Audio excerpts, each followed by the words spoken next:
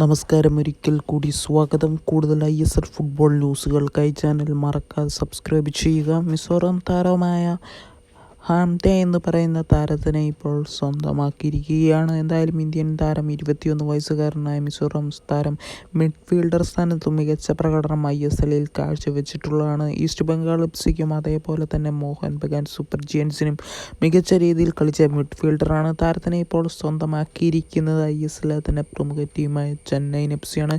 Chennaiyin FC കഴിഞ്ഞ ദിവസമായിരുന്നു ഈ കാര്യം ഒഫീഷ്യലായിട്ട് വ്യക്തമാക്കിയിരിക്കുന്നത്. എന്തായാലും ഹാംതെ ചെന്നൈയിൻ എഫ്സിയിൽ മികച്ച പ്രകടനം കാഴ്ചവെക്കട്ടെ എന്ന് തന്നെ ആശംസിച്ച് അടുത്ത അപ്ഡേറ്റിലേക്ക് തന്നെ കിടക്കാം. അടുത്ത അപ്ഡേറ്റും ഒരു ഇന്ത്യൻ സൈനിങ് തന്നെ നടത്തിയിരിക്കുകയാണ്.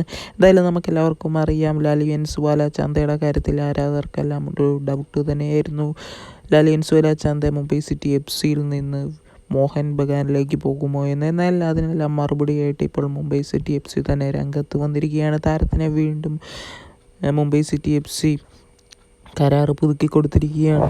2027 വരെയാണ് താരത്തിന് കരാർ കൊടുത്തിരിക്കുന്നത്. എന്തായാലും മികച്ച രീതിയിലുള്ള ഒരു കരാർ തന്നെയാണ് ലാലിയൻസ് വാലാചാന്ത എന്ന് പറയുന്ന മിഡ്ഫീൽഡറിന് മുംബൈ സിറ്റി എഫ് സി കൊടുത്തത്. കാരണം മികച്ച രീതിയിൽ മികച്ച ഗോളുകളും അസിസ്റ്റും നേടിക്കൊടുക്കാൻ പറ്റിയ ഇന്ത്യൻ താരമാണ് ലാലിയൻസ് വാലാചാന്ത. വീഡിയോ നിർത്തുന്നു. ഇഷ്ടപ്പെടുക, ലൈക്ക് ചെയ്യുക. Thank you.